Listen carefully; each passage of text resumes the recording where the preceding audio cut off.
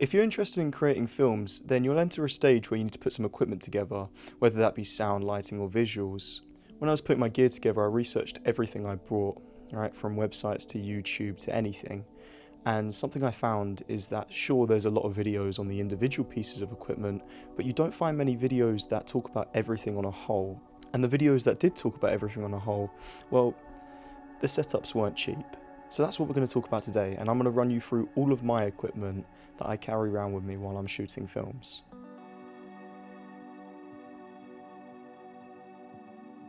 Please keep in mind though, as we go through this list, that some things were meant to be expensive, and when you buy cheaper gear, you sometimes sacrifice some quality in the work you produce.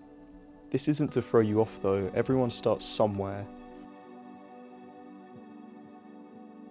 When I was researching gear, I found that Canon does some of the best low-level cameras, and usually they're meant for photography instead, but I find that some of them can be pretty good at videography as well. I brought my camera, the Canon Eos M, for about £150, but I think the price has gone up a bit since then. You can find it for about £200.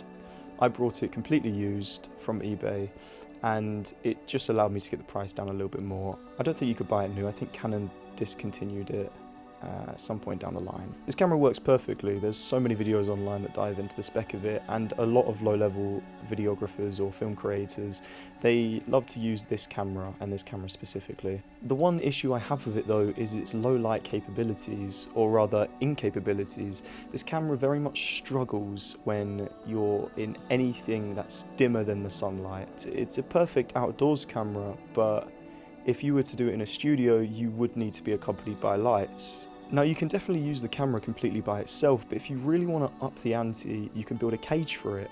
Now there's no brilliant cages online for the Canon EOS M, so you're better off just creating one yourself. I built my cage out of wood that I got from my local hobbycraft. It cost about £30 with the stuff that I ordered on Amazon as well. The camera uses a dummy battery, which means that when it's attached to the rig, you don't have to worry about getting it off of the rig, because a lead runs from the battery compartment up to an external battery or power bank, and this means it could be kept charged for a lot longer as well, and it's just all round brilliant, to be honest. I also have a monitor as well, but it's not necessary, and when you're first starting off, you're not going to want to buy a monitor, let's be honest. But the one that I did get, it's about £110, and I'll link it in the description. Sound and video go hand in hand, you can't have one without the other, and for my sound equipment I use the Zoom F1 SP. I brought it for about £140. It's really easy to neglect sound, but you have to remember that it's 50% of your film, and it's 50% of the experience that the viewers are going to have. And if you buy the F1 SP, you also get the SGH6, which is a shotgun mic that attaches to the top. Alone this shotgun mic costs about £100, so I really see the whole unit as sort of a bargain, and it's what I'm using currently to record sound. The Zoom SGH6 can be attached to other audio receivers as well, like the H5 and the H6. It's a beautiful hyper-directional microphone. The whole system is extremely compact and easy for transportation. The only issue that I find with it is that if you want XLR cables to attach to it, you have to buy something separately for about £50 that attaches on the top instead of the microphone. It does come with a shock absorber though, which means that rattling and stuff like that from whatever you attach it to won't affect the audio at all.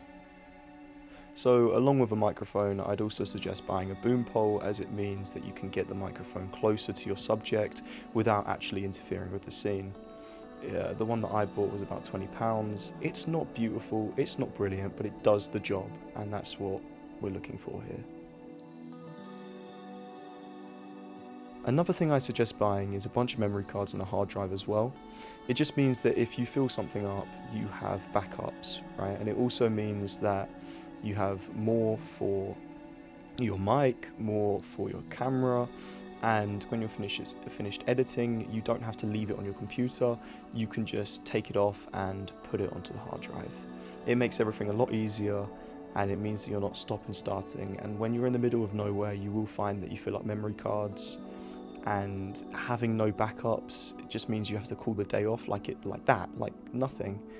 So this just helps avoid that, honestly. The Zoom F1SP also takes micro SD cards, and if you do want to attach a monitor onto the top of the camera, then you also need a mini HDMI to regular HDMI lead, because the Canon takes a mini for some reason. There's also a couple other accessories that you might also need, a couple leads, HDMI leads, a couple aux to aux leads, and I also carry around 2 different microphones with me depending on the style of shooting. Something you definitely should not dismiss though are batteries. At the end of the day, if you were out shooting in the middle of nowhere, or if you were on set, right, and you had nowhere to charge batteries, it's so handy just having extra ones, because it means that you're not waiting for something to be charged, and it means you could just insert it and you're ready to go, just like that. Also, something that I found is most, audio equipment, lights, cameras, anything in that area takes AAA batteries, I believe. So carry a bunch of them around. You can also carry around a couple other things, like a notepad just to jot down things from the day that you need to remember a little bit later on. A couple handles for the camera if you didn't want it in the rig, and just a few other random little pieces that just makes your life a bit easier. Another thing is, do not abuse handheld movements. Some things just need to be a static shot, and that's where tripods come in.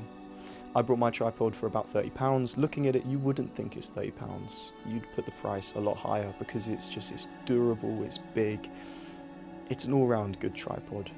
It comes with a base plate and a spare base plate as well, and it works. It works, and for £30, you can't ask for anything better, really. Lights are a powerful thing in your inventory. Any cinematographer would vouch for them. You need them no matter where you are. You could be in pure daylight and you still need a shadow removed from one of your actor's face. Lights are powerful and they're so accessible, but they're one of those things that you don't really want to buy. Because you feel like, if I shoot it with the room light, or if I shoot it with this, or I shoot it with that. If you want your shots to look incredibly good, then I'd suggest buying lights. So I brought 3 separate lights. I bought 2 cheap ones from Amazon, which are holding up and they're doing their jobs, and I bought a little bit more expensive one from eBay by the brand of Neewa. I don't know how to pronounce the name. It's double E, so it's like Neewa, but whatever. But it works, right? And these lights work, and they can be adjusted, and the colours can be changed, and they're just all around good lights, and they create for a great environment as well. Like in this room currently, there's no lights on except for the 3 lights, and you probably couldn't tell that. Overall, I hope this helps you in your future endeavours. At the end of the day, you can start anywhere. This is just my baseline, right? This is the gear that I recommend. If you wanted a different camera, go get yourself a different camera. If you want this different, if you want that different, you don't have to get any of this. Right, and it's not saying that any of this is going to perform to the best of its abilities under the situations that you impose. So just experiment, right? If you want future videos like this, then don't forget to like and subscribe. We produce short films, and we're aiming to do a lot more in the future as well, so stick around.